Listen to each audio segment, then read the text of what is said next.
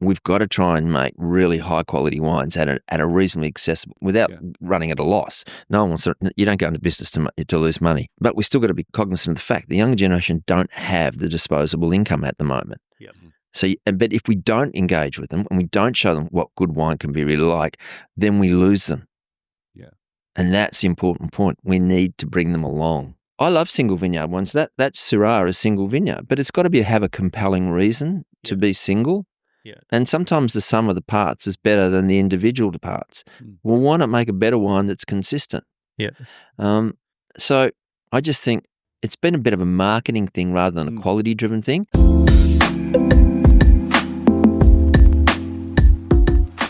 Today, we're talking to a revered winemaker that wants to make great wines accessible in Australia for the younger generations. We're talking to Doug Neal from Altera, Terra, and the partnership with Gaffy and Neal. I'm Jason. And I'm Trent. We're on an unapologetically unprofessional, unfiltered wine journey. And we're saying here, Jace. Our saying is drink more, try more, learn more. And don't forget to like, comment, and subscribe. Doug, thanks for joining us. You're welcome. You're here coming from G-Town. I love that you call it G-Town, Geelong. G-Town, yeah. And we didn't turn up the weather for you here in Sydney. Apologies for that. It's been pretty cold in Melbourne too, but I like the rain and we need it. So I'm G-Town and I used to be in F-Town or Frangertown, which is Frankston. Thank goodness that's what it stands for. I actually had to Google what was G-Town because I didn't know what G-Town was, which G-Town. is Geelong for all those people that don't know. Yeah, that's right. Yeah, G-Town. And then there was, I grew up in Frankston, which is, the gateway to the Mornington Peninsula. It's the gem of the Mornington Peninsula. And what brings you to Sydney? What's happening? I just come up to catch up with some mates and also to see some clients and show them the new wines. Great. So, and we're fortunate for you to spend some time with us. And this was the highlight though, right? This was the main reason. This is the main reason I came. Absolutely. Yeah. Well, we're fortunate to have you with us, and we've got some great wines in front of us from Altera Terra and your partnership with Gaffy and Neal. I got to say, we just opened them up and the aroma's already coming through. You can smell it permeating. We're going to dive into your story. First up, we're going to ask you the wind-up icebreaker questions. I'll hand over to Trent. Okay, first one, Doug. Yeah. Most memorable wine or most memorable wine moment that you've had? Well, the most memorable wine would have been either 78 Romani Conti or 85 Le Beaumont from Henri. Amazing wines, yeah. What made it so memorable? Just the structure, the power, but the lightness, the perfume, the sense of, oh, this is amazing, and it just an explosion in your mouth, the flavors and layers. So probably those two Burgundies were the things they're probably the two best wines I've had. Wow. So it lived up to the expectations. Often people have expectations. Yeah. And I know it sounds like I'm a Burgundy freak and most people know me now. I'm not anymore, but it'd probably be that couple of Le Morishets we drank, Rick Kinsborough and I drank down the beach one day. A couple of an amazing Le Morishets from, I've forgotten the producer now, but they were amazing. Yeah. Marc Le Guiche. Fantastic. Yeah. What's the last glass of wine that you had? Last night it was a 2015 GG from Keller. Stunning. Absolutely stunning. Yeah. GG from Keller. Which part of Australia? Which part? No, Keller's a German Riesling, and my mate who brought it said, "Oh, it's just a lazy $800 a bottle." And I go, "Oh wow, it was amazing. It was amazing." Fantastic. Next one. What's your favorite grape varietal? Oh, Shiraz. Shiraz. Shiraz and Chardonnay. Yeah. And then followed by a couple of very weird things that most people look at me and go, "You are mad," but Gewürztraminer would be next. Oh, very cool. Very cool. Yeah. Next one. Person past or present they'll love to have a bottle of wine with, and also what bottle would you bring? Person past or present. Who would I have it with? Well, it wouldn't be a person in the wine industry. If I could, it would be Robert Smith from The Cure. Yeah. And what bottle would you bring? I'd take a Shiraz, an Australian Shiraz, like a really good, cooler climate one, and have it with Robert Smith, who is just an amazing dude. Very cool. Yeah. Next one. Unique or ultimate food and wine pairing? Oh, is there a go-to? I've got older. I used to eat a lot of French food. And to be honest, now I prefer eating more Asian food. And I've just got in my mind, I don't know why, but Malula bar prawns, tempura Malula bar prawns with a great Chardonnay. Wow. Perfect. And tempura. I've just come back from there. We were staying at Caloundra and we had a Japanese restaurant underneath us. And I can tell you, they are the best prawns I've eaten in years. Wow. Fresh and lightly tempura. They were amazing. Yeah. So I'd have that with Chardonnay. Yeah. Fantastic. Yeah. And I'd have to say Giaconda Chardonnay. Yeah. Last one. Biggest lesson learned on your wine journey? There must be a lot, but what is the biggest lesson learned?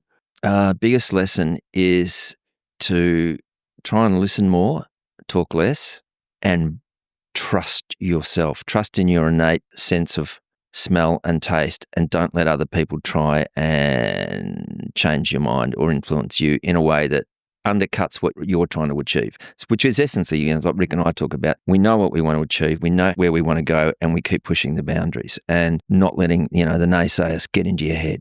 I mean, that's the most important thing. Stick to your guns, stick to your style, and believe in it, and work harder on it. Fantastic. That's the rapid fire questions. That's the rapid fire questions. And so we're going to ask a few questions, starting off with your story. And I'm conscious you've done quite a few interviews. So I don't necessarily want to rehash everything, but I do want to touch on where it started. Your love for wine. When did that start? Well, as a child, I grew up in a house that basically there was not a lot of wine. My grandparents were all teetotalers. Mum and Dad would have, parties, and in those days they would be Matus Rosé, be Black Tower, and the family favourite was Asti Riccadonna. So it started, I'd sneak a bit and have a taste of it, and that was interesting. And then I remember when things were tough in the 70s, things were really, tight financially when we were going through a stagflation period particularly, and price of fuel had gone up and things weren't great in the mid-70s. So we did a lot of holidaying around Australia, and I remember, being dragged through wineries just to something to do during the day. So I've done the tour at Chateau Udara. I went to Kaiserstuhl and did that. But my favourite place I used to go to, because we used to go up and stay there, was at Ngambie, was Mitchelton. So it started there, and getting some sort of interest in that. And then when I was at uni at Melbourne, I didn't like beer. So all my mates were at the pub, and I found Jimmy Watson's. and I would sneak out to Jimmy Watson's and have a glass. And in those days, Jimmy Watson's was, great go-to wine bar. So it started there. And then a couple of my mates started getting into it as well. And then we started doing sort of like what you guys have done. We got in our cars and then we go driving on uni holidays, and we'd visit wine regions. We'd camp because we couldn't afford anything else. And then we'd just go and taste wine, and we had a part-time job, so we could afford to buy a bit. Wine wasn't too expensive then. So we started to build up this whole, knowledge of Australian wine regions. We just travelled Australia. Yeah. Tasting wine. We'd drive up the Hunter, we'd be right through Victoria, we'd go across South Australia. So it started because you didn't like beer. So you were trying another beverage. Yeah. And I could try Coca-Cola, or I could try like lemonade or something. But when you were having these wines that you were tasting at Jimmy Watson's, what made you go, I want to explore this more? Well, beer made me want to throw up. And it's funny because I played footy at uni. I started playing footy and I got injured and had to give up playing footy. But I remember I didn't drink in the first year at uni, and when we had the vote count at the end of the year, if you got 4, 5 or 6 votes, you had to drink a beer. And they deliberately organised all mine to go. I had 12 beers I played 18 games that year, and I had 12 votes of 4 to 6. And I just remember the Fenwick Hotel, as they used to say, driving the porcelain bus. Oh, no. Nice. Yeah. And it was, and up came the peppercorn steak, and anyway, I'm getting too My wife tells me I talk too much. Good details. But it was funny. So, I just didn't understand beer. Now I love it. Yeah. But back then, no, it just wasn't where I was at. And I started to really enjoy the idea. But I think it was the smell that got me in, particularly with wine. The smell of wine. Yeah, the aroma. Did you get into whiskey then? Or because it feels like when I was younger, we were younger, we did a lot of spirits. Then was that? I've never been I only drink basically 2 types of spirit. I love gin and I love whiskey, but I love particularly whiskey from Islay. I like the more peaty, smoky ones, yeah. But that was something that came later, and even gin came later. I mean, gin, it wasn't back then. No, it was pretty bog standard. It was in my day. It was beer or wine. Fantastic. Yeah. I mean, we had all sorts of weird things coming in. They had island coolers and all those things were coming on, which was white wine spritzed up and all those things, and then put sugar in it. And West Coast coolers. West Coast coolers. Something like that. Yeah, all those things. Yeah, West Coast coolers. And there was 2 dogs. So, I don't know if you heard of hard solo now. You've got the hard solo. Yeah. Well, back then there was That's a thing called 2 dogs. It was called 2 dogs. Got it. Yeah. So that started off your love for wine, and then if I think about your journey, like I genuinely believe they could write a movie. They could do a movie on your story, on your journey. Started off in Armadale Cellars, mentoring from Rick and working with him at Giaconda. Moving on to, you had experience overseas, so you talked about Burgundy, Bordeaux, California with Rick. Yeah, they were trips, the California ones, but they were like extensive trips that he introduced me to some of the most amazing winemakers in California. How did you meet Rick? Did you bump into him or? No. So Terry Mulholland gave me a job at Armadale Cellars while I was teaching at Brighton Grammar. So I just started at Brighton Grammar. So I just finished university. And Terry, I walked in there to I'd never been to Armadale Cellars. And so I walked in and saw wine tasting on, and I said, I haven't seen this, so I'll see what they've got. We got talking, and then I bought a dozen wines that day, and he's gone, wow. And then he gave me a bottle for free. Yeah. It's like, and I'm going, that's weird. Someone's just you've walked in, you've spent money, and take this home and come back and tell me what you think. And it was amazing. It was a Cassegrain Semillon, 1981, out of Pecolban. And it was an incredible wine. And so I thought, I'll go back and tell him what I thought, which was amazing. And then we got talking, and then I bought more wine. And then he said to me after about the 3rd week, he said, you know more about Australian wine than we do. So do you want a job? And so I started part-time at Armadale Cellars. I'd work Friday night, Saturday afternoon. I'd do Sunday shifts as well. And Rick had just started selling the first of the Giaconda wine. So the first Giaconda wine came out was an 85 Cabernet, followed then by the 86 Pinot and the 86 Chardonnay. And Mike Trembath, Seabrooks, was their distributor. We just fell in love with the wines, and I just started selling them. And and when we sold out, and Rick had sold out, we'd go and find other stores that still had them. Sometimes had them in, the odd bins. Get rid of these things, and I'd go and buy them and then bring them back to store and sell them. So that's how it started. And then Rick invited me up and come up and see him, and went up to the little house down at the bottom there, and I still remember he cooked trout on the barbecue, and we had a bottle of Magdalene 82. This is when you guys were in their 20s, is it? Or? Oh, well, that would have been 1987 or 88. Yeah. So I would have been 26. Yeah. Probably 25, 26, yeah. So forming a strong friendship. I guess what I was trying to get to with that statement around your journey is, with all of those journeys, like keeping that in mind, there would have been something that taught you something significant about how you want to be as a winemaker. If you think about one or two across that broad journey, what was those moments that really shaped what you want to do as a winemaker? Well, I think the most formative thing is those first few years where I was up staying with Rick, and we were living in, and I'd stay in the old house, and we would drink, and we always drink everything blind. Yeah. And we were drinking some amazing, whether it was grape Bordeaux's, or we didn't drink a huge amount of Rhone, but we drank a lot of white Burgundy, and so it was that tasting wines that were just incredible, and understanding this is like the pinnacle of wine, and this was amazing. And I think that was because of that journey, as I said to you before when we were chatting. I mean, I originally wanted to be a chef, but wasn't allowed to. I got sent off to university instead. So it was always that whole journey about flavour and aroma. And I think that's the sort of starting point. And then my first time in Burgundy, when I was at, it was Jafflin. There was a big tasting on it, Jafflin. Jafflin was a small négoce firm that was owned by Joseph Drouin. And Bernard Rapol was running it, and Bernard asked me to come in and taste 180 Burgundies that they had opened. They were from, Marcenay to Santenay, and they were all négoce wines. They were all comparing their wines with everyone sat, and he said, go and taste them, spend the day tasting through all these wines, and then I want to talk to you about them tomorrow. And I did that, and he said, great, now can you make me some wine? Can you blend this? We've got a party in 2 days' time, so you can do what you like. And so I was doing crazy things, blending this with that, making better wine, taking something that was a bit tannic and ordinary, and then adding fruit to it from a Chambon Mazzini, and then a bit of perfume from something else, and we had them that dinner, and he came to me that night, and he said, just whatever you do, get out of teaching, just go and be a winemaker, for God's sake. Did you know what you were doing with the blends? Or just... Yeah, because it's all, yeah. Yeah, because I was just thinking about aroma, tannin, acidity, oak, if there was, and to balance. It's one of those things that, and I think it all stemmed from my mother teaching me early on, because she was a great cook. Yeah. And so I was always in the kitchen, you know, and so I watch my kids today and I look at them and what television they watch, and I was watching, you know, cooking shows when I was 10, 12, you know, so. But translating that to wine, it's Yeah. a bit more like, So this is the seasoning on it. So what I wanted to do was not be a chef, but that didn't eventuate. So I go, well, the next best thing is, you know, let's do something with aroma and flavour in a different area. So that's what drove me. And for me, it was just a question of how quickly did I let go of teaching, you know.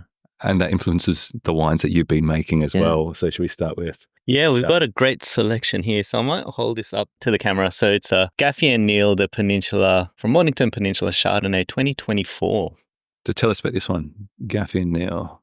Well, Darren's one of the really great guys of the wine industry. He's just such a lovable man. And he was a client, you know, that's how we first met. He was using Sarug oak. And so I guess I'd been, you know, I'd go down and we'd talk, we'd taste barrels, we'd discuss stuff. And then when Paradise came to an end, Paradise 4, I thought, oh, what am I going to do? And I started Altera Terra, but then Altera Terra was based around Shiraz. And I thought, oh, I'm going to do something with Shiraz. So Darren and I had started the discussion. And given that I grew up on, you know, I spent a lot of time on the Mornington Peninsula. I grew up in Frankston, but I played cricket all over the peninsula. And I you know, loved it. And, well, you know, I grew up there when there weren't any wineries there anyway. So I wanted to do something there, and I wanted to do, and I was never going to do anything that would be out of Beechworth, because I still, you know, have that relationship with Rick, and I still do things behind the scene, and I run the Sarug barrel business. So I never wanted to do something that was going to be, I'm not saying in competition, but I just wanted to, when I go to Beechworth, I go to Giaconda. That's my focus. Yeah. So I wanted to do something different, and it was obvious, you know. And I'd been obviously making Geelong wines, and now I wanted to do something different, and Mornington was a challenge. And so Darren and I started Gaffy and Neal. How long ago was that? 21 was the first vintage, yeah. So I guess that style that you're trying to create, is that different to what you've been doing in Paradise 4 or Terra, or what's that? Yeah, so Paradise was a reflection of one vineyard, which is, and it was an unusual vineyard. It was cooler than a lot of the other vineyards in the Murrumbateman Valley because it had the influence of the river, because the vineyard ran on the slope of the riverbank of the Murrumbateman, and where the Murrumbateman basically, well, the slope Paradise faced northeast. So it wasn't quite, it was getting more cooling influences, but the river used to cool in the afternoon. You get the breeze coming up from the Barwon, it'd hit the Murrumbateman, and then it'd come up. So if it was 34 at Bannockburn, it'd be 26, 27 down there. And it was just the cooling influence. And it's on limestone, basically. Over the top is a bit of ironstone and a bit of decomposed granite, but it's basically a loamy line, because big lime quarry just near there. And so it made a more unctuous, lush style, and it was all one clone. It was all I10V1, which is a Davis clone. Yeah, and we obviously got a bit of a following for it, and that was great. So when Darren and I started this, we started talking about clones and different clones. So we're basically looking for wines that create two different styles. So we've got two wines. One is the what we just call the Mornington Peninsula Chardonnay, which is based around I-clones mainly, I10V1, I10V5. There is this one, the Peninsula, is based more around P58 clone, which is the old Penfolds clone, which, according to Andrew Calliard, that's probably its source is original cuttings out of Le Montrachet. And it's what Giaconda's mainly is P58. So Darren and I just decided, let's go for it. And stylistically, we wanted richness, and we wanted to have riper flavours, but we also wanted acidity. And we both didn't want to go down that really, big matchsticky, heavy, sulphidey character, because vineyards, to do that, you've got to have incredible power and weight in the wine to underpin it. And we didn't want to, given that was our first couple of vintages, we were going, let's just keep it more pure. Yeah, it's definitely got that, like, the fruit really comes through on it. Yeah.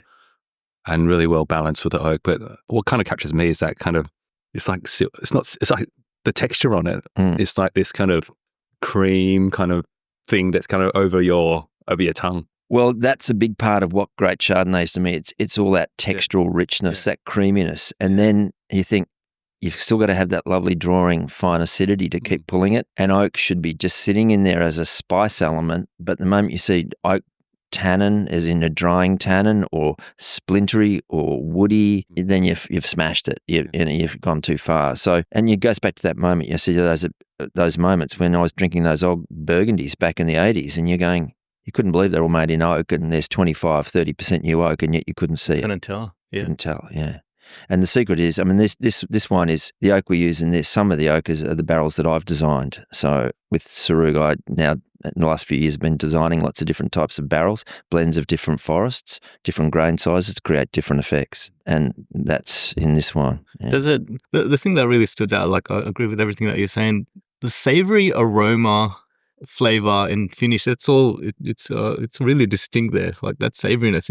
Where does that come from? Is that the oak? Is that the grapes? Is that? I suppose we're getting ripeness without trying to get, and they're bone dry, so we don't want residual in them.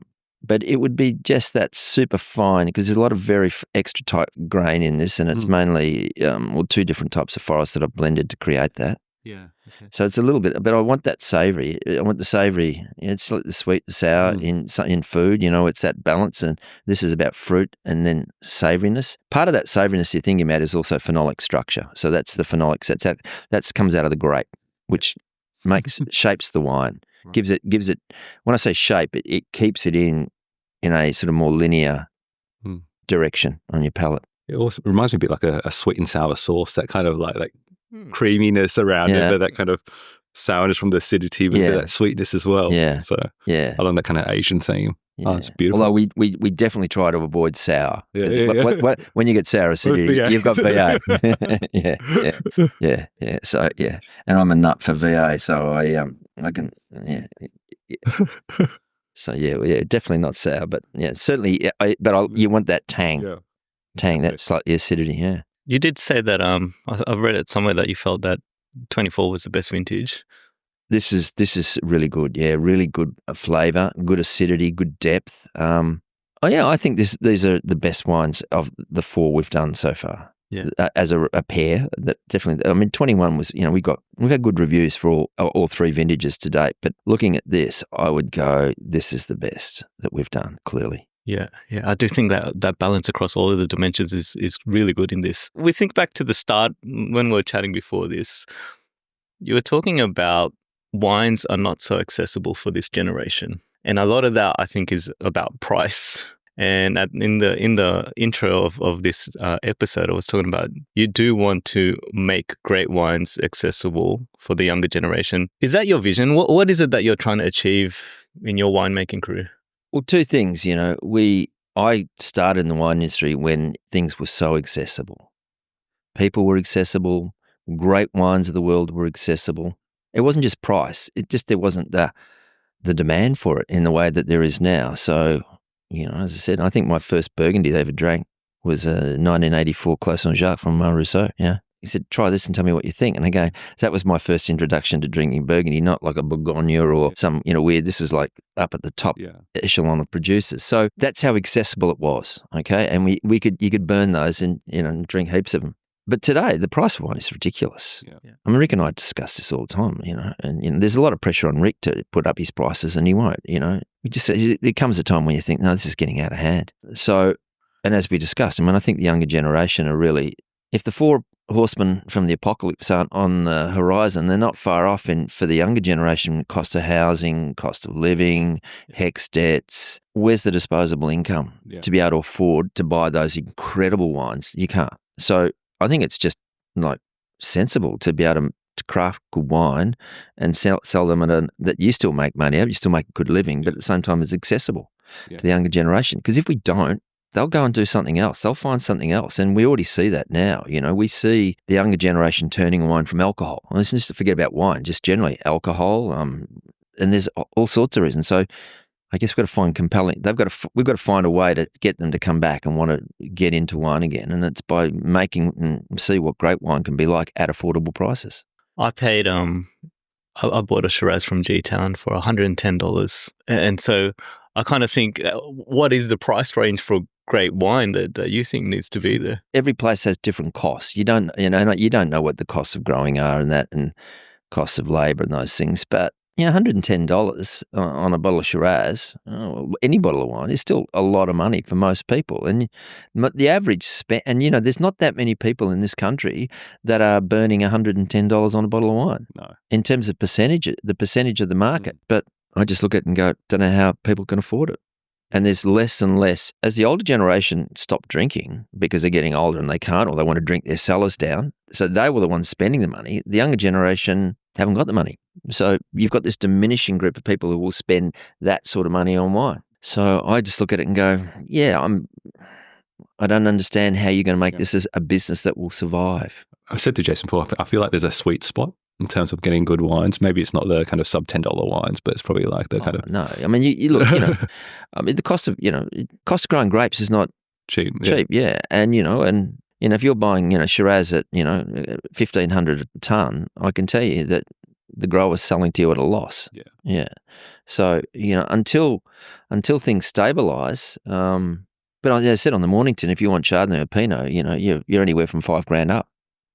Yeah, I feel a ton. And that's not necessarily even great quality. So there are costs, and then there's employment costs. There's the barrels. Price of oak is going up, and as the dollar takes a bit of a shaky dive recently, that makes everything more expensive. So input costs for wineries are going up dramatically, and yet most wineries feel like they can't put their prices up too much.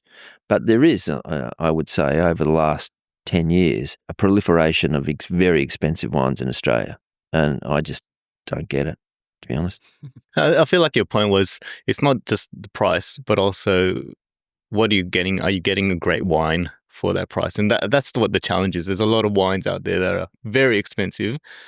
Question is, are they actually great? And is that the challenge in well, and I put it this way. I mean, I've had some wines that are Australian Shirazes that are $110 a bottle, and I thought, And then I've had ones that are $150 and gone, that's too cheap. It's amazing. Yeah. So it's not a case of, it's a hard and fast rule. And then you look at the cost, you look at how much demand there is, you look at the supply side of things. And it's subjective, it's subjective. What I might think is great, someone else might not think is great. And that's a legitimate point. We all have different likes, dislikes. We all see things, slightly differently when it comes to those sort of receptors of flavour and aroma. So it's a hard one in essence, but I just feel, in general terms, I mean, it's a very general comment really, that we've got to try and make really high quality wines at a reasonably accessible, without running at a loss. No one wants to, you don't go into business to lose money, but we still got to be cognizant of the fact the younger generation don't have the disposable income at the moment. Yep. So, but if we don't engage with them and we don't show them what good wine can be really like, then we lose them. Yeah. And that's the important point. We need to bring them along. Yeah. You kind of have to draw them along, right? You have to get it to a right price range. Saying, okay, that's what good wine looks like, and now this is what great wine looks like. Yeah, exactly. And so I feel like with your range, the Altera Terra range as well, it's an opportunity to lead by example in regards to that. And so we might start with this one here, Altera Terra Shiraz 2022. And what's the retail price that this would be going for? Oh, it sits between 33 and 35. 33. It's amazing. yeah, depending on, yeah. Which is a good number. Like, I'm happy paying that kind of price as opposed to... So this is the next version after the one that you sprung on Mark last year. Which he picked? The 21, yeah. He did well. Yeah, I've trained him well. He's got to sell a pallet. Yeah. So we were talking about great wine. What is great wine in your eyes? Well, great wine can be many things because... I'll give an example of what I think is a great wine. Pusey Vale Riesling. It is a great wine. Is it the greatest Riesling in the world? No, but it's a wine that you'd happily drink any time. It's got quality written all over it. It's consistent and it's affordable. That's a great wine for all occasions, and the price is amazing. So it can be that. And then you can drink a great, and last night we had a Cala, as I said, a Cala that was, stratospheric in terms of its cost, but it was just amazing. So what is the price difference? Well, that's reputation, but it's the inherent quality in the Cala. Like the Cala's aromatics, texture and flavor and length on the palate was incredible. It's an incredible wine. And you can understand why it's revered. Yeah. So it can be at any price point. There are people delivering wine in Australia consistently at prices that are just, you go, that's a really, value for money, great wine. But that's a value thing. Then we go to the next question is value enjoyment. But then sheer unadulterated wine judging quality, well, that's all about great site, great winemaking, great vintage, and the winemaker has been able to achieve so much sophistication and levels of complexity and balance that you almost don't need to drink the wine, you just smell it and then you just savor it. And, you can do that across many varieties, obviously. So that's what a truly great wine is. It's all those components. It's all the building blocks of wine coming together. So that's a great wine in the true sense of layered complexity and depth and, and what it does to you. But I said the Pusey Vale's a great wine because it's just so damn good at such an affordable price, year in, year out. How do you make this one at $35? It's damn good. Like, I just the it way feels it like is. it's a great wine at $35. Oh, look, I think it's really, I've always said this. I want the wine that people get into in generally when they first you buy one will normally be your cheapest one, unless they've heard about you and they know I want the most expensive. Yeah. Yeah, they want the big one. Whereas you have to over-deliver. But you have to over-deliver all the time. It's not just I'll over-deliver for a year or two. You've got to consistently do this because people come in and out of your lives, in the wine industry in terms of buying and drinking, and then they drink this for a while and they might find something else that they enjoy. And so you've always got to be creating new customers, which means you've got to consistently have a wine that you start with that goes, that's great. And if that's all I can afford, I'm going to be happy. Sorry, keep going. Yeah. So I craft this. It's always a blend. So my Shiraz entry point is a blend. And the reason I did that was because I was fortunate enough in the 80s to taste a lot of great old Australian wines, made in the 50s and 60s that were multi-region blends. And there was less grapes available, less regions sort of planted. And to ensure consistency, you would see some of this cross-blending going on even between states, and as like this one is, but between regions as well to create consistency. And there are some incredible wines made in the 50s and 60s. And so that was my thinking about this. Just make a wine, call it Shiraz, Altera Terra Shiraz, and it just is what I can do each year to create a consistent quality wine at an affordable price. It feels like make Shiraz great again, right? Yeah. Well, yeah, I think we've got to somehow got to get the Australian in there. So I think we're calling it Mazgar or something like that. Yeah, make Australian Shiraz great again or something like that. Yeah. But is this what you consider as what you want Shiraz to be looking like? What I like, yeah. So I guess what's important is you should make the wines that you like to drink. And you stick to your guns and no, this is my style, this is what I like drinking and why I like drinking it. And that's not to say that someone else coming along go, oh no, I like this style, I want to make that. And that's the beauty, I think, of Shiraz, is that Shiraz is the most suited red variety to Australia in terms of it can produce many different characters and qualities to make many different styles. But yeah, to me, this is about darkness, but lightness, savouriness. I call it purpliness. Purpliness, yeah. And a bit of juiciness, but yet with a bit of a tannin structure so that it's not just all fruit. And you won't see in my wines like green stem tannin. I'm not into whole bunchy green stem tannin characteristics. I want the tannin to come from the skin, not from a green stem. Yeah, it's like this kind of savouriness again, about like this charred beetroot, but it's like this lifted richness, which is a weird term to say, but yeah. And so that's to me is the whole point is I want you to go, oh. So that's what a good Shiraz can taste like. Yeah, it's not the greatest Shiraz in the world. There's not even close to it because there's so many other factors that come into it. But you can consistently do this year in, year out if you know which regions, which I work with regions that are divergent as well. And they're not all the same. So it's not the same type of flavours or characters. And they're different clones too of Shiraz. So it enables you to create those layers and build something at an affordable price. Which regions is this from? This is Pyrenees and McLaren Vale, but mainly Blewitt Springs. So I like Shiraz to come off rocky soils, really rocky soils. So everything I do for Shiraz is off rocky soils. What is the art of blending though, and how do you do that? Is it you being the chef again? Yeah, well, as I said, I never trained as a chef, but I just love cooking and it's understanding balance and it's understanding the key ingredients. You've got to have fruitfulness, you've got to have then tannin, you've got to have acidity, and tannin can be into fruit tannin, then oak tannin, and then you've got the fruitfulness and that, and then what is the best way or when you pick and flavors in terms of flavor. So you've got to be thinking about when you're picking in the vineyard. Because example, at Paradise 4, when we only had PT23 Shiraz clone, and if you picked it in the low mid 12s, you missed it. You just missed it, and it could often look a bit like Pinot.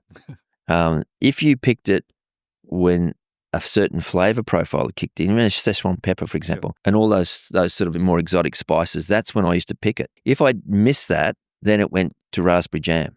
Are we talking days or weeks? Or That could have happened over 12 days between looking still a bit Pinot-ish to nailed it to raspberry jam. And so you've got to be aware, and that's just that clone, what that clone does. So it's also understanding what you want to achieve from each of those clonal varieties, and they're different from year to year in terms of when they're going to ripen, how quickly they're going to ripen, hit those flavour spots you want. But also from region to region will be different. So it's the starting point is getting your picking right, getting the flavours that you want. Yeah. Now some people actually prefer their Shiraz to be in that more Pinot-esque sort of spectrum when they're picking underripe. To me, they're picking underripe, but to them, that's what they want. So good on them. I just think you make the wine you want to make. I want you to, I'm probably the slower one of the pair. I want you to dumb something down for me. Shiraz is good for the Australian climate and terroir. We're going through climate change right now. Winemakers we speak to are talking about, we need to try other varieties. Why is Shiraz so good for Australia, and how's it going to handle climate change? Is it impacting it? Well, because its origins come from a much warmer region for a start. So the grape's DNA copes better with heat and sunshine and direct sunlight. So the Pinot skins are thinner, so they suffer. Yeah.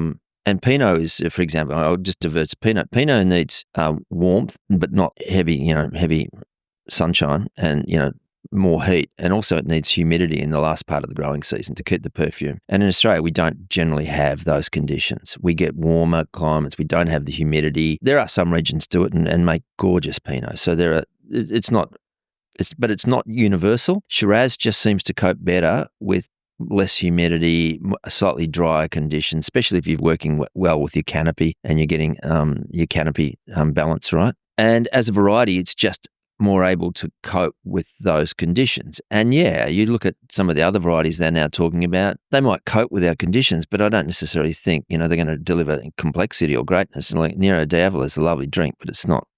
So what? Yeah. Okay. So because it can deal with the heat, even though there's this climate change that's happening, it should be fine. Grenache again. Grenache they're all raving about Grenache, and when it's made well in the right spot, it's great. It's fantastic. I mean, I just tasted a whole range of Steve Pannell's wines, were phenomenal, Grenache based. But then I've seen others that look like lolly water and from other producers, and looks like straw. And I just go, I don't know. So again, I think as much as Grenache is a wonderful variety and I love it, it's not going to be the universal thing. Yeah. Pinot's not. Despite the fact that everyone like down in Melbourne wants to just talks Pinot, it's not. Well, Chardonnay is the most pressed grape variety at the moment. Well, it was interesting. I was at the Chardonnay Symposium over in New Zealand, and Jasper Morris was the key note speaker in that, and Jasper was talking about, Chardonnay is more adaptable to heat. You can make delicious Chardonnay at 12, a Beaumet of sort of 12, so finished alcohol of 12.5, but you can make this ultimately compelling 14.5, 15% Chardonnays that are rich and depending on how the quality of the winemaking and the inputs. So Chardonnay is generally more accessible and more able to cope than Pinot, and Shiraz is more able to cope with the changes than the others. And we have so much plantings of Shiraz, and when you consider Shiraz between McLaren Vale, the Barossa, the Eden, just in that South Australian area, significant differences in character in all those three areas. And even in the Barossa, between the southern Barossa and the northern, big differences. Then you go across into the spice belts, like Great Southern in Western Australia was making some compelling Shiraz around Franklin and a little further south. And then you go Canberra, and you've got that central belt in Victoria where there's Great Western, Geelong, it's amazing Shiraz coming out of Geelong. So there's Hunter.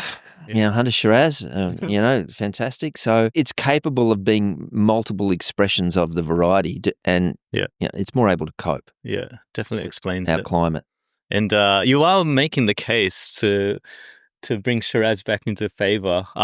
We're going to move on to the next one. Before we do, I did want to end by saying that episode we did with Mark Malouf, we did it blind. Yeah. And we remember we did enjoy the Shiraz, which was $30 to $35. Yep. And just having it again now, it does remind me of that. And this is the second version. Yeah. So you had the 21, this is the 22. Yeah. And the 21 was actually McLaren Vale Blewitt Springs, so from Blewitt Springs and Murrumbateman. This one is McLaren Vale and Pyrenees. Yeah. So there is a change. And then we were comparing against the Fidelis 21, I think was. Yeah, that's was right. Also so there. they were, so and then in 22, as I said, the Canberra just didn't deliver the quality that I wanted. Yeah. And the Pyrenees fruit that I had was, way better for that vintage. Is that why you like being the winemaker, that you have the choice to pick where you want it rather than say, this is my vineyard, I have to do with whatever I have to get given them? Exactly. Yeah. It did come across like a good risk mitigation strategy. It is. Which is good as business. I said, at university, I didn't study winemaking. I studied history and economics. So that's the economic side of my life. The economics didn't make sense. Yeah, the economics did not make sense. Yeah. So what should we be looking for in terms of the difference between the Shiraz and now the Fidelis? What makes it different? I think there's more perfume in a different sort of perfume that comes out of Fidelis, which is more violet. And you get that sort of Szechuan pepper. That maybe there's just a little hint of white pepper, but it's more into that slightly brighter. Brighter, more, but not like a typical black peppercorn, but more like a Szechuan pepper, which is not really pepper, but it's so those sort of flavors that come out of Chinese five spice, things like star anise. There's the clove, the cinnamon, all those sort of things come out in this wine. And this clone, this wine is predominantly PT23, grown on. Most of this wine comes off the Pyrenees vineyard, which is a combination, which is a really weird combination. It's red sandstone clay lidded with quartz, which is strange. And it's away from the Murrumbateman area. This was out to the east of the township of Voca. So it's generally 2 to 3 weeks at least behind cooler and behind when they would be picking over there. So you get more of those cool climate flavours, and that's nailing the picking date, nailing those flavours that I wanted. So this is it's about just over 80% Pyrenees, and there's a little bit of McLaren Vale for some extra mid-palate push, and then there's the secret, and this is 3% Pinot Noir. From? Macedon. Yeah, I consult and help make the wines for Heskett Estate. Yeah. And so I used a little bit of Pinot in it just to lift the aromatic. Some just whole berry Pinot, not whole bunch. Funny how you mentioned Szechuan. Does have that kind of slight spice and numbness to the tongue. Yeah. Which you don't expect coming from wine, right? I'm going completely with you. Yeah, it's like, and there's that clove, sort of a little bit of clove in there. And I feel like the ambitions of the chef is really kind of coming through. It's like you with all these different ingredients, like there is, different expressions of certain vegetables from certain areas. But I guess, you hear now with chefs, like you're trying to do less as well, to try and let it express the quality of the fruit that's coming through. Yeah. Or the produce. Yeah, well, I guess, but, and from my point of view, these aren't additives I'm putting in. These are just the nature of the different clones and how they perform in any given year, and the qualities that you get from different clones. Because, there's so many different clones of Shiraz, and they don't all smell or taste the same. Yeah. You can say that they're Shiraz, but there's so many different subtleties between them in terms of tannin, aroma, the types of aroma, the flavour. You can definitely tell the distinct characteristics between these two. It is something that I wanted to touch on. I feel like through your career, palate has kind of been a thing that's helped you open doors, and then, your ambition, your drive, your work ethic has kind of helped pursue that. Would you agree with that? And also, for someone like me where I struggle to develop my palate, you got any tips as a teacher to go, this is what you should do to help train your palate? He's the Jedi, your Yoda, you're teaching him. Junior Jedi. Well, as most of my friends say, I'm not backward in coming forward. I speak my mind, and I'll if you ask my opinion, you're going to get it, and I won't fudge my words. Seen too much, know too much. And there's no point, and that was drummed into me. Yeah. Also, when I was as a teacher, give kids honest feedback. Don't sugarcoat it. And certainly when you're going with, starting my career with, in wine, started with Terry Mulholland, who was running Armadale Cellars. He used to be the fine wine manager for Dan Murphy, old Dan. Yeah, he used to be that, and then he came on and he set up Armadale Cellars. And it was honest. Don't try to fudge your words. Don't try to second guess. Express what you're thinking, what you're seeing, and just be honest about it. And we used to always taste wine blind. Yeah. So you have to just assess what's in the glass, not the label, the name, whatever. And that's the starting point. Taste as much as you can. And I'm not saying drink as much as you can. I just mean go to tastings, as many tastings as you can get to.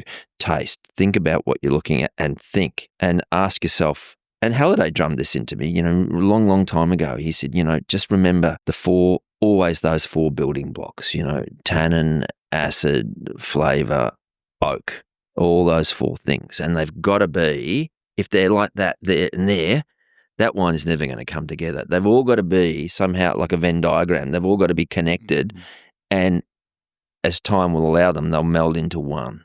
Yeah. So it's understanding the importance of those things, and also thinking about great wine is more than just big flavour. It's about understanding the flavours that you're looking for, true to that variety, true to that region, so that you create that sense of regionality and varietal integrity, and then how well the maker has then worked to allow that to come through. Yeah. But as I said, it's like all things, that you want to become good at. You just have to keep tasting, and thinking and taking notes. Yeah. I used to be a prolific note taker. Yeah. Taste blind and have, get 5 or 6 bottles and then put them on each other blind. So you're really making your mind work. Well, what is this? And not just from trying to guess guessing wine is an interesting, fun thing to do, but that's not the key to being a good winemaker, knowing that I can pick that from this region or whatever. It's understanding it. Is this wine really good, and why, and what balance has been created here? Yeah. And it's like I used to say to my kids, when they were writing essays, and they used to whinge at me and going, well, and when the final exam comes, it'll be a walk in the park for you, but you're going to do the work now. And the more that you do, the more that you focus, the more you repeat the things, the more that you hone your skills. Yeah, okay. So there isn't, like putting your teacher's hat on, there isn't a course that you could say, go do this. That's going to help you appreciate wine and improve. There's no silver bullet. It's just... Well, I suppose probably the course you would do that most people seem to want to do, which is give you, a decent amount of knowledge, would be the WSET course. And that will give you a general grounding. Yeah. And as you go up each level, it becomes a little more in-depth and a bit more complex and a bit more challenging. And so if you're going to do something, I would probably, in Australia, I would argue you do the WSET. And there are plenty of people out there, doing, WSET courses and instruction. Requires self-study and all those things. But then you go to weekly or fortnightly meetings and you have tastings, you have a lecturer, tutor effectively. And that's probably worth doing. I was half expecting you to say, because I think about you, interested in cooking, Mark Maloof, great palate, interested in cooking. I know you love cooking. You've definitely got a good palate. I was half expecting you to say, go cook. Then you can work go eat more. Well, cook as well. But I would... well, that was just my journey, and my journey is not the same journey as everyone else. And, I haven't studied wine at all.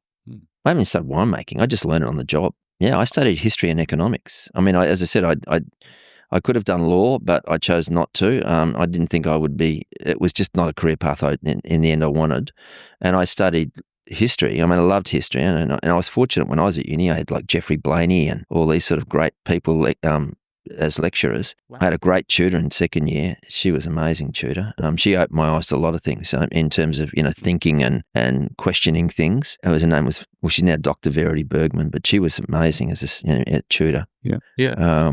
So yeah, I learned on the job. I learned doing vintage after vintage at Gioconda, then working in going to Burgundy and doing a short stint vintage, then going back every year to taste, and then 10 years in Bordeaux when I was doing Bossuet oak for Jean-Louis Bossuet.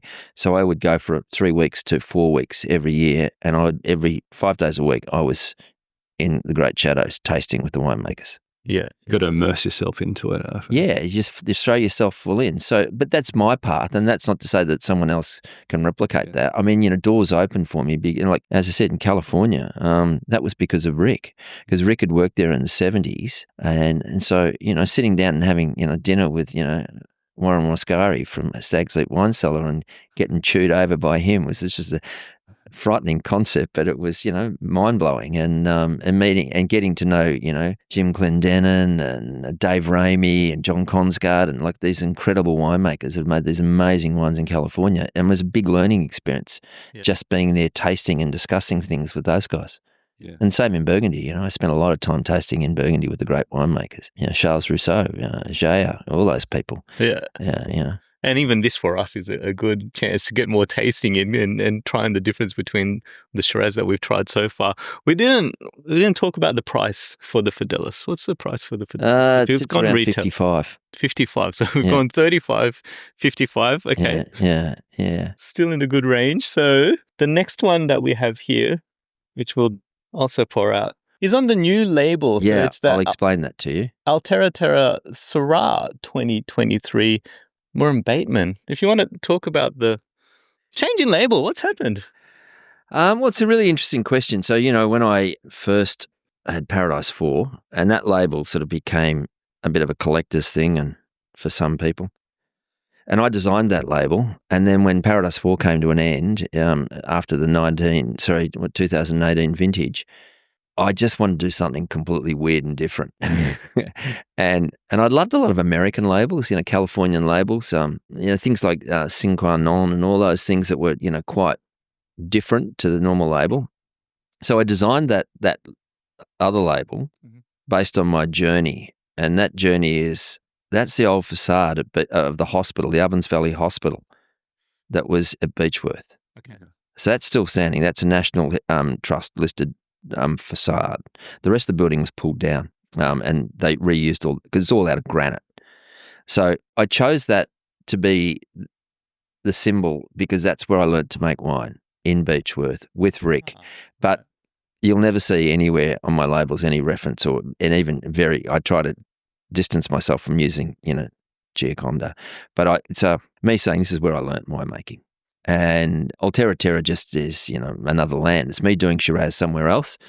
And the sort of gothic-y style that I got the Corinne to do, who does our graphic designing, was based around for many years, my favourite Cure song was Charlotte Sometimes, and they do it in this old, Gothic it's sort of, and people go the Gothic thing, and I know they don't like the Gothic term, but anyway, I just wanted something that was a bit, Cure-esque, because it's, it's as everyone comes to see me, can you turn the Cure off, please? Can you turn it down, please? So, it was just that. It was something different to represent all the things that probably sort of influenced my thinking and the way I approach things.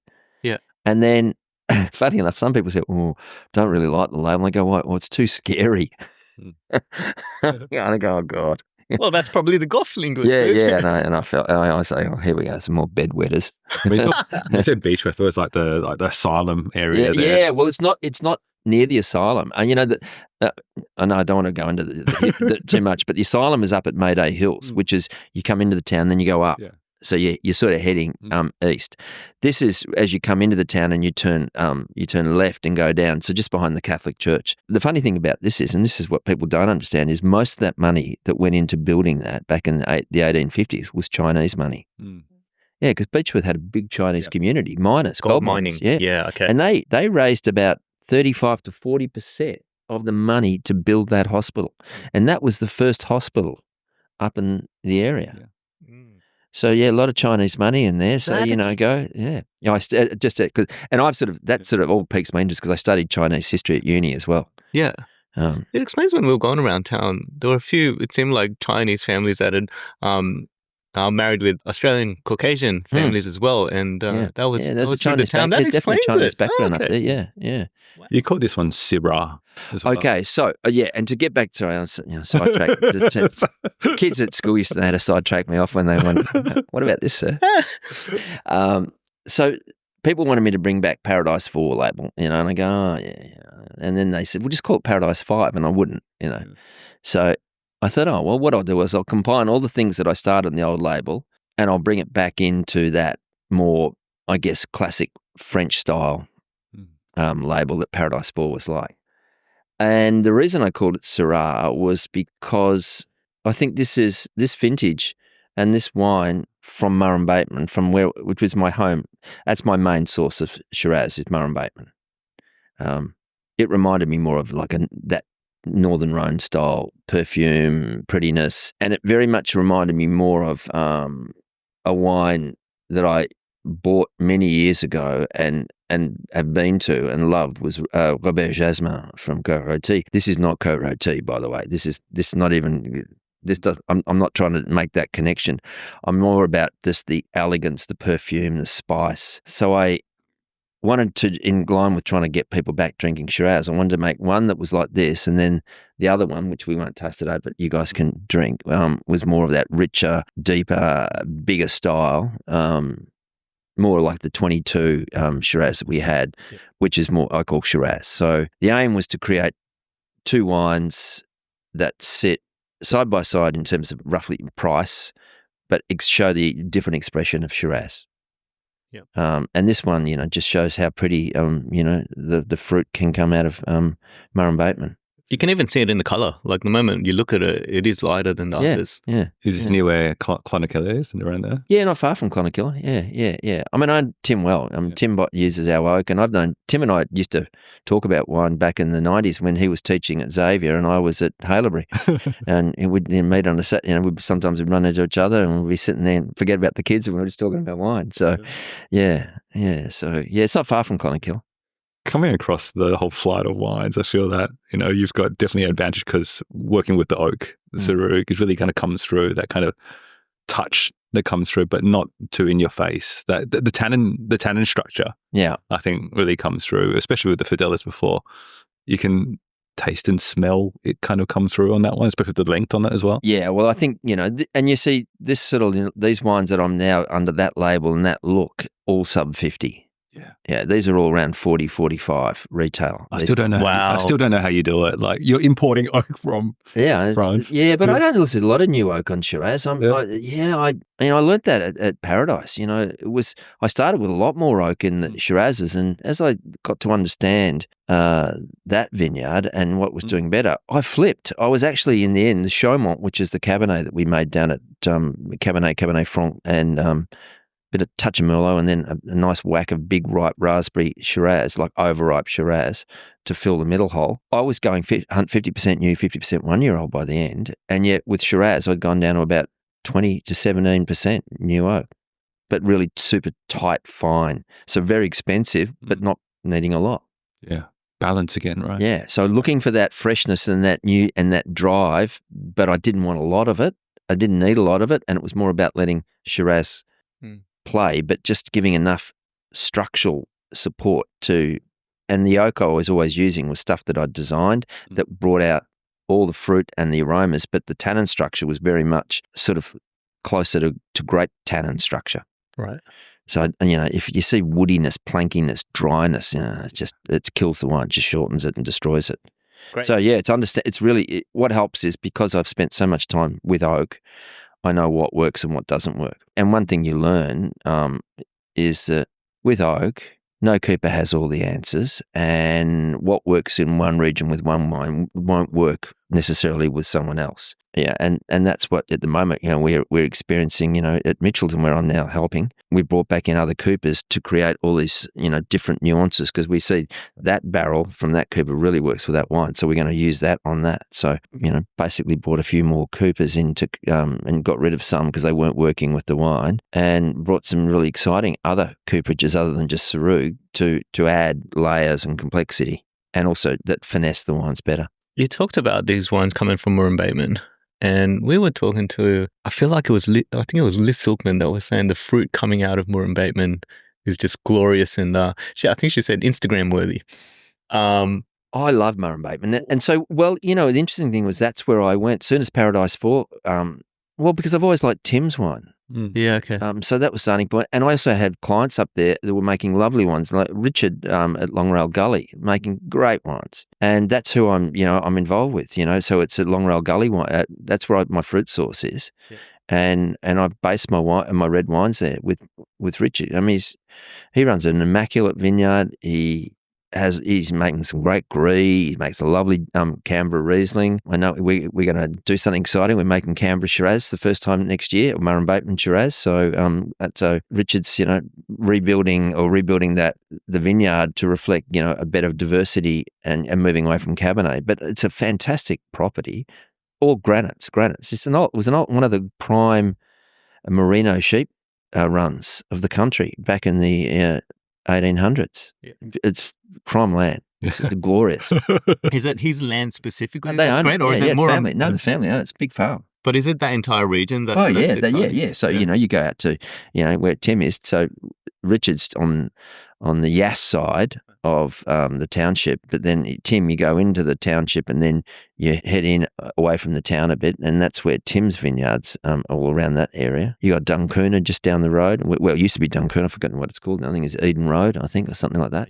And there's Murrumbateman Vineyard. There's a number, but it's all this beautiful, granite territory, and I think Shiraz really suits granite. And the difference between, say, there and Beechworth is it's higher elevation, and at night you get a big difference in the diurnal difference between day and night, because you get those afternoon sea breezes, late afternoon sea breezes come up, from Bateman's Bay, because Bateman's Bay and all that's, only a couple of hours away. So as Richard explained to me, you get this gorgeous, you get warmth. It's not cool up there, it's warm, but then you get the shift at night, and it's continental. Yeah. And so you get that continental effect, and then you've got the cooling breeze. So you get this big shift in diurnal differences. So you tend to get more expressive perfume sort of characters. Why is that? So, because you talked about granite. Granite's good for Shiraz. And I think you've generally said you're looking for rock-based soils. Yeah. We did this thing about studying around, it's good to let the vines struggle because they'll produce the best fruit. Why rock-based soils? What does that do? Well, because they make Shiraz struggle a bit. And, it's hungrier land. There's not lush, big soil depth, big red volcanic soils in Shiraz. Makes good Chardonnay as well. Yeah, it makes great Chardonnay. And it's like whereas I don't think granite and Nebbiolo work at all.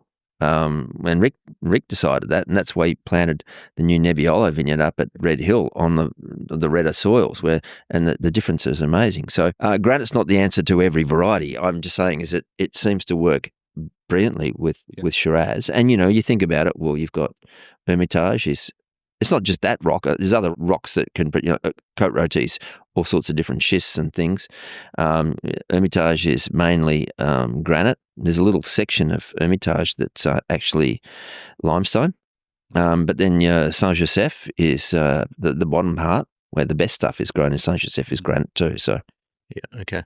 It's proven to it work works with Syrah. or Shiraz, So it's just, but it's not the only. There are other rock influences, like the Woods Paddock, for example, which is in Pyrenees, that's quartz, red sandstone, and clay, and that produces a powerful, intense but low, high aromaed wine without being big and fat and lush. So we know that soils ain't soils, right? Yeah, soils ain't soils. Yeah, that's right. Good night, Castrol ad. Exactly. Get a plug in for them. Besides Murrumbateman, which other areas around Australia are kind of exciting you, or around the world that is exciting you at the moment? For Shiraz or for any variety? Anything, any variety. Well, I love Martinborough Pinot, without question. Martinborough Pinot. I've seen some gorgeous wines coming out of Central Otago as well. Prophet's Rock, Felton Road, they're amazing. I had a late harvest Gris from Pyramid Rock the other night. It was just to die for. Yeah. Yeah. So, and Marlborough, so I'm saying New Zealand, I love Marlborough Riesling and Marlborough, and Marlborough, and sadly they're pulling it out, but Marlborough Gewürztraminer, it's just like, wow. Yeah. So they excite me. Hawke's Bay makes some, really beautiful Shiraz, and if you're on the right place, so they make a sort of an interesting Cabernet, but there's some good Chardonnays from there too. So there's lots happening in New Zealand I really love. In Australia, well, The problem is, we sell barrels all around the joint, so we're tasting and seeing those things. But and if I miss someone out, they're going to get upset with me. But Tassie's doing some amazing. Talk about region, like area, sub-region. You can see down the Huon Valley is really starting to make its name with Pinot, particularly. Obviously, the Derwent and Coal River, both Pinot and Chardonnay. Some amazing Tassie Rieslings, Tassie Sparklings are great. You go to South Australia, and I particularly love, as I said, that's what I deal with. I love Shiraz out of the hills, whether it's Clarendon or Blewitt Springs. Some Grenaches from there are really exciting. Barossa Shiraz I still love. I go and, taste some of the guys that we work with, in particular, I've seen your stuff that Dave Power's doing under Naldner Road. That's amazing. And then Dan Standish, just incredible wines. The guys at Torbrick are doing amazing stuff. Feel like you got pressure to name as many as you can because someone's going to blame you for missing out. I know, that's right. It's Beechworth, Canberra, Hunter. Western Australia? Oh, yeah. Margaret.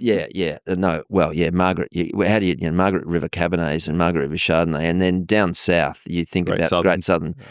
Shiraz, Riesling from down there can be like the Pongarops region. You can go, wow. Yeah. So Australia, we've got masses to be, get excited about in this country in terms of variations. I still feel that though. Like I think with the new people getting into wine, they still think about the big names and sort of Barossa Shiraz or maybe Hunter Semillon. But there's a lot more to discover around Australia. Yeah, exactly. And I guess probably it's probably my subconscious bias here, but I've talked about Australia and New Zealand. Yeah.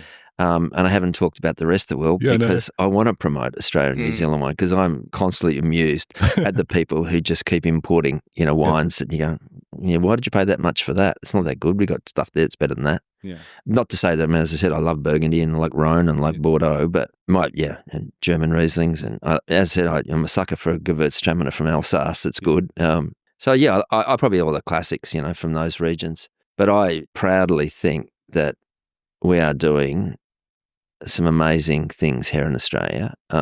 We've probably just got to grow up a bit more in terms of understanding at what regions, what varieties suit what regions best and playing to those strengths rather than trying to do the fruit salad and, we grow everything here.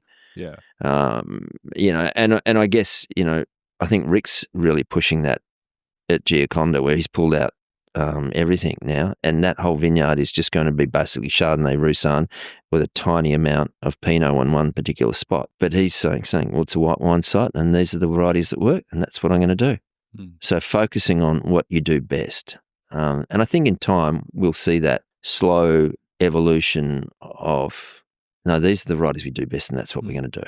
This idea that, that when I read some winemakers who, in this winery, and they make great Cabernet, they make great Pinot, they make great Shiraz, they make great Grenache, they make great Chardonnay, all from the same vineyard. I go, no, I don't think so. It's like a supermarket. It's a supermarket, yeah, great. Well, but they do make some great wines, and that's what I'm saying. But I think it's a learning curve for us all that eventually we'll start to realise what are our true strengths in each region or sub-region, and we'll play to that, One of the things that you have said is around the difference in use of multi-regional sites versus single region sites or single vineyards, and feels like it's a bit overused in Australia to go for single vineyard sites.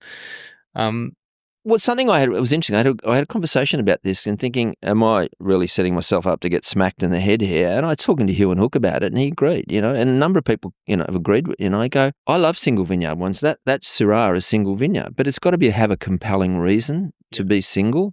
Yeah. And sometimes the sum of the parts is better than the individual parts. Well, why not make a better wine that's consistent? Yeah. So I just think it's been a bit of a marketing thing rather than a quality-driven thing. Yeah. If I'll give them all single vineyard names and I'll try to sell them at this price point, at this range, all at this price point, which is elevated, and you go, I can hardly tell the difference anyway. And what's the point? Marketing trend, economics, demand, supply. Yeah, exactly. I'm only making 100 bottles of this one from this single vineyard. Yeah, exactly. Yeah, we've got 100 different single vineyard wines, guys, and they're all $200 a bottle, right? Or whatever. No, without being smart ass about it, I just think that it's sometimes not even a winemaker driven thing. Sometimes it's an owner driven thing that they want to get a return and they want to, and so they talk about, it's just single vineyard, and you go, well, it doesn't mean it's great. Remember, all the vineyards most of the vineyards in Burgundy have names, and they can be single vineyard, but basically the good ones are mainly Premier Cru or Grand Cru, aren't they?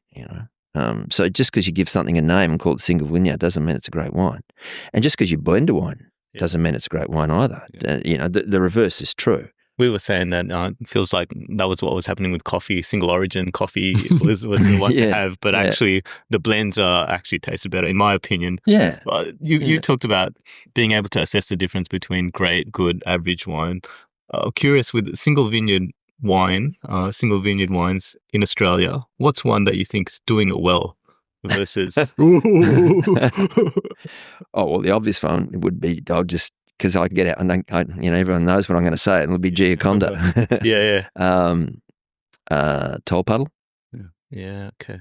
Tall Puddle Chardonnay. There's a single vineyard. The intent was just to understand what do you see as who's doing it well, and then we could kind of taste that and compare it to others. So okay, talk. Yeah, and it's interesting. I guess because my background is spending so much of my life at Giaconda with Rick.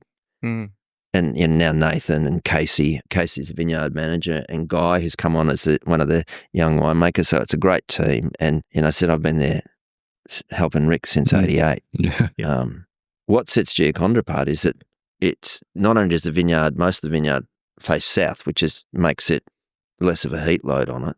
It's got a really good slope, and there are variations in slope and variations in ripening. So you don't pick all the Chardonnay in one day. You pick it, but it's not trying to get underripe, overripe. It's just that it'll hit the right spot. 4 days later, those next rows have hit the right spot. So it's just about how it ripens to where Rick wants it. And apart from that, there's the amphitheatre, which is now all the Roussanne. But what sets Giaconda apart from, say, Savoury or Upper Castagna or the others is that there's a little pocket. It's almost like a cigar shape on that soil. It runs just from the other side of Giaconda, and it runs just down about half a kilometre, maybe half a kilometre after Giaconda. That site's got quartz in it as well. It's the only one in Beechworth that has the only one. Wow. That section is a little. You look at you look at the land. You'll see an infusion of it's granite and quartz, whereas the others are granite. They make beautiful wines. It's not they don't. But what as a site that separates it, its actual soil separates it from all the rest of the granite sections of Beechworth. Yeah. Okay. And as we know, there are so many amazing wines being made at Beechworth these days. But Rick didn't know that when he bought it, though, or he didn't. discovered... No. He just had a gut instinct. Yeah. No, that was just no. He talks about it. I'm talking about it somewhere recently. He said he thought he'd make good wine. It just seemed natural to him. I mean, that's how I discovered Paradise 4. Yeah. I was driving around Geelong with Ray and Addison when I'd moved to Geelong, and I said, I'm going to start making wine down here. And we went to a whole lot of vineyards, and I go, no, not interested. No, I'd rather not do it than just do it. He said, I'll show you one more. And we went to what then was called Murrumbateman Estate. And as we drove down the vineyard, I said to him, why don't we come here first? And he says, what? I go, yeah, why don't we come here first? I said, look at it. Look at the slope. Look at the direction. Look at the meticulous nature of everything that's been done here. I said, there are things that we could do to improve it, but automatically I knew. And then when I tasted what Graham was doing, I immediately knew we had something totally different to everything else in that I'd tasted in Geelong on that site. The Cabernet tasted like Ripe Bank, something from not Saint-Emilion and Pomerol, but more like one of the somewhere between, Montagne de Saint-Emilion, Lussac de Saint-Emilion, or even up into the Loire Valley where they do a lot of Cabernet Franc, but it had that sort of perfume and aroma and texture. And the Shiraz was just like, wow. But the cropping levels were too big. And he was running, in those days he was running, because he was making a bit of wine but selling it, and he was running Scott Henry. So he was running, 2 sets of cordons each, cordon up trunk and cordon. So it was overcrop. So once that partnership was that we formed that partnership, and I transformed. We reduced the yields, we changed the winemaking, and the essence of the vineyard came out. But I could just tell you that was a good vineyard just driving down it, and that's basically what Rick had. Came to Beechworth. He was working at Brown Brothers, so he'd come back from he was working at Browns, and he loved the township. I mean, it's his favourite town in the world, I think, is Beechworth, and he fell in love with it. And then he just saw that land. He just said, "I reckon will make great wine." We could understand why. It was gut, yeah. A vibe. Yeah. So, yeah. And as you can see, he's had an enormous influence on me. Definitely. We're probably towards the tail end of the interview. Did you have other Probably questions? the one last one. It's, I think, to make great wine, there's great winemakers, great land. Like, what's going through your head at the moment as a revered winemaker, as kind of Jason mentioned at the start? What's going through your head at the moment? I'm just a grape jockey. What's going through my head at the moment? Because there's always that constant pursuit of better and better. Is it? Yeah, well, there's two things at the moment, actually. To be honest, I was actually thinking about them this morning, but not because I was coming here to talk to you, but designing some new barrels. So I'm in headspace at the moment, thinking I want another barrel for Shiraz and what forests I'm going to use, what percentages, and that. So, and then almost settled on that, and then I'll trial them on my wines to start with, and then if I need tweaking, I'll tweak them, and then we'll go into production. We've got 6 different barrels now that I've designed, or Rick and I have designed, because Rick did the first 2, and then I've done the last 4. I was just talking to our cooperage the other day. Sarug, they're now using the barrels I've designed in Burgundy. So Henri Gouche is loving the barrels that we designed out here. Wow. So that's one thing, and the other thing that is deeply on my mind at the moment is because it's a big task, but it's something I'm loving, is Mitchelton. And along with Mike Mudge, who's the ex-Petaluma chief winemaker CEO, he and I are mentoring and helping shape with the young winemaker up there, Christian James, who's doing an amazing job, and with the team. We've just got Tim Brown coming on board now to help John, who's our viticulturist, but that incredible expertise. So we're building a team and to really bring Mitchelton back to not just where it was, but to be better than ever. What type of wines are we're looking for in Mitchelton? Oh, at the moment, Airstrip is a cracker. Is this a Shiraz? No, the Chardonnay? What is it? Airstrip is a Roussanne Viognier Marsanne blend. I know we're onto something good when Tim White rings me and gets excited about it and is raving about it. So I go, all right, we've hit the spot there. There's a gorgeous Mourvedre Rosé that Christian really drove, and the Chardonnays are good. You know, we're really starting to tune those up. Sub $30 wines we're talking about. Wow. And then we're working really on the Shirazes at the moment. And they sent me a bottle to taste, and we'll taste it again on Monday when I'm up there. The Blackwood Park is to die for. Riesling, it's like, wow. It's Mitchelton meets Alsace. It's just this flavour and perfume and character and depth and sense of satisfaction in this wine. Christian's done an amazing job on it. So yeah, Mitchelton and helping to rebuild the whole program at Mitchelton is probably the thing that I think about the most. And then obviously getting out and flogging oak. Yeah. So not so much about my wines. I mean, my wines are pretty set now. We've got our sources, vineyards. I know where I'm going in my own head structurally with the wines I want. Pretty excited working with Richard at Longrow Gully too. So do you look at Mitchelton and go, okay, what's the right type of oak? Is the barrels I've got at the moment going to be the right fit for that? Well, Sarug, we use Sarug there and they're doing well, but we had a big expose of last year. We went through all the cooperages and we decided the ones that there's no shame on them. We just didn't think suited what we were going to do. And then we brought in other ones that we thought would work. So, yeah, we've got 5 or 6 different coopers we're using there. And that's part of Monday, Tuesday is to assess the oak and see how those things are going. But we're pretty excited with what we've introduced back into Mitchelton. So, yeah, we're heading down that whole redirection style of Mitchelton, which is, to me, it's really as support for Christian, who's the winemaker there. But it's sort of exciting to be in a project where you're taking something and not just bringing back to where it was, but with Jerry Ryan's aspiration is we want to be better than ever. Yeah, lifting the identity of it. Yeah, absolutely. and what it's going to take, and without doing crazy things and just going off. And that's why Mike Mudge is there, because Mudgey trained under Crozer and worked with Ox Hardy and Com Moshos, and these are great winemakers of the Australian wine industry, and that's why I got Mike involved in the project, because Mike, not just because he's just a quality guy, but he knows bigger wineries and how to run it. I'm just small scale. Yeah, I'm the crazy uncle that thinks, can we do this and this and that? Yeah. And they go, well, let's try it. Yeah, but Mudgey's amazing. You bring the experimentation. So that's kind of what's happening in the future. Yeah. We've talked a lot. You've had a varied journey. You've got hands in different things. If you look back on your journey so far, your proudest moment, what are you most proud of? Well, I think 2 things. The things that I'm most proud of, creating Paradise 4 with Graham and Ruth Bonney. And the reason I'm proud about that is we started and that turned into a real cult winery. And when I started, there was no hot water. I had a mono pump.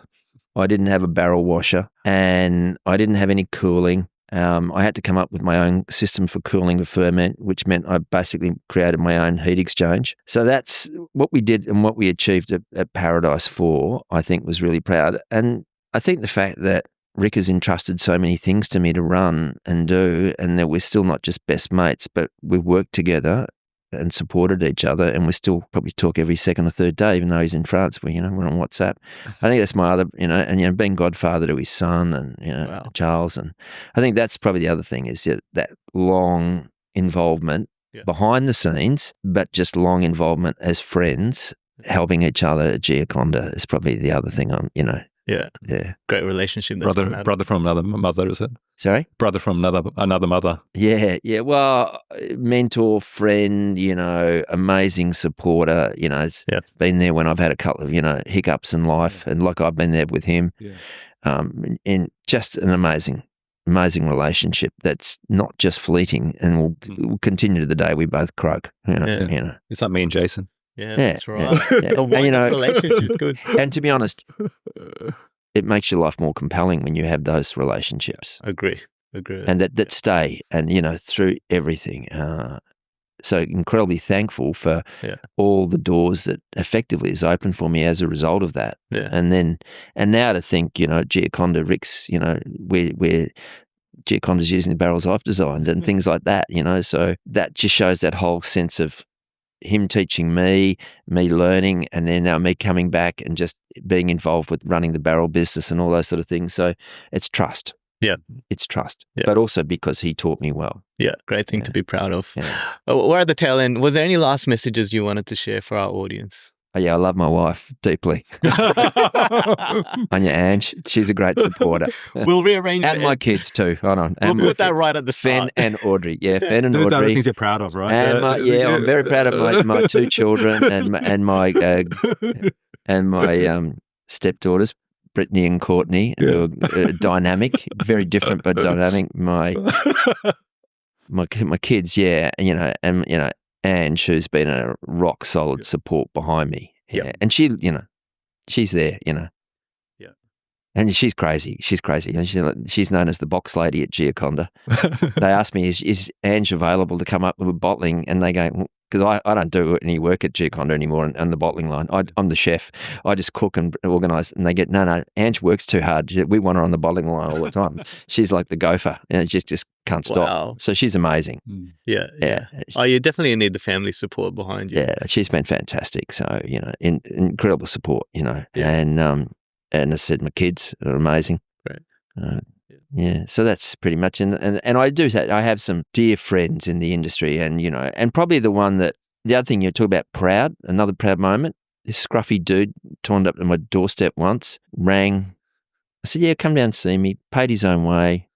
I put him through the ringer. I gave him all sorts of ordinary wines to taste, and he pinned them. And then I slipped in another one he'd never heard of, and he saw that was great, and he explained why, and he picked the things. And I thought, there's something in this guy that I've never seen in anyone for a long, long time, and that's Mark Maloof. Yeah. And I think the industry are a bit frightened of Mark because Mark has an incredible perceptive palate.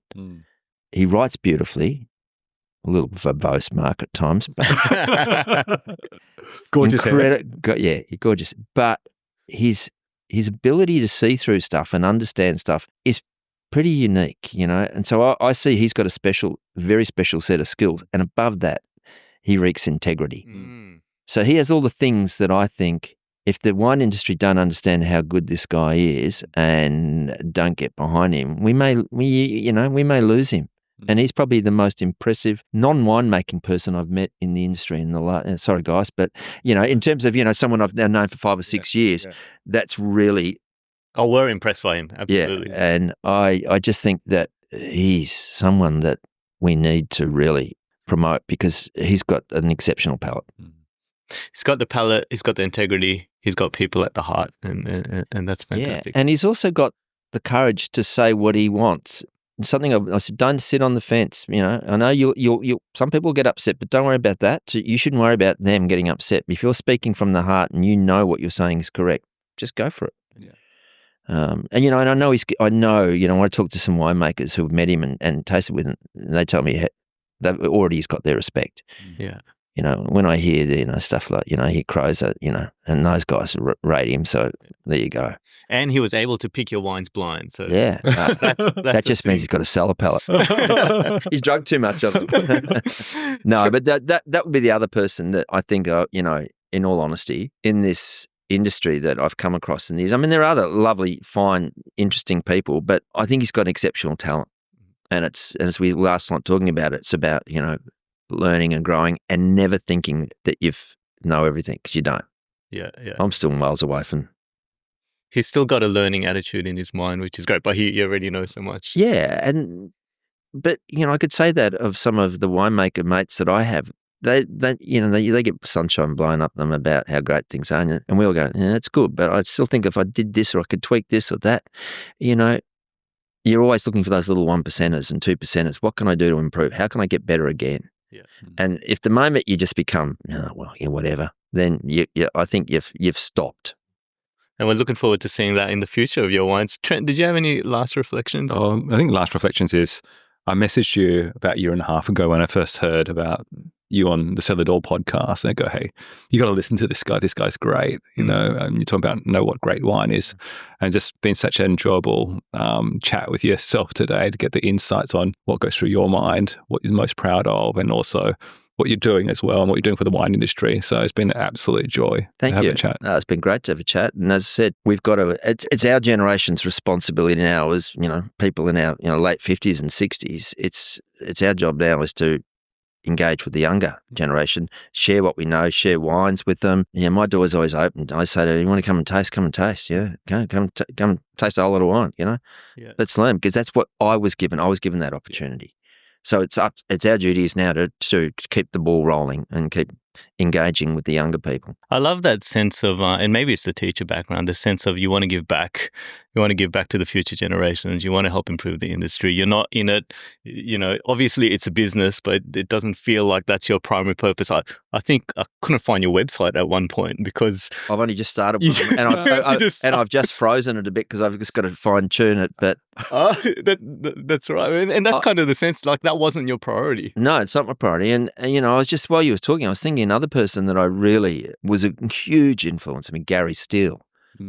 And Gary was Domain Wine Shippers, and so he would do amazing things. I mean, Gary was so generous. He's still generous. He's a lovely guy, and he's gone through a lot of heartache, poor guy. And I got to know his family really well.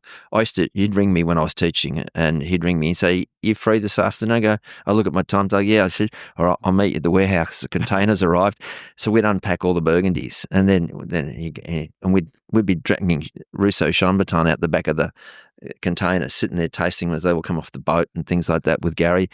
I used to go and dog sit when they went away, and Rousseau, the old German Shepherd. So Gary was really very, very informative in the 80s and 90s in my development of my palate and sharing amazing wines with me. You've had such a wonderful journey. Yeah. So, Gary was another key guy in that. And that's what I'm saying. I'm waiting for the movie to come out. You've got such great experiences and stories. But that message, like if we take it back to the start, have great wines that are accessible and affordable. You've taken us through your range with Gaffy Neal and Altera Terra.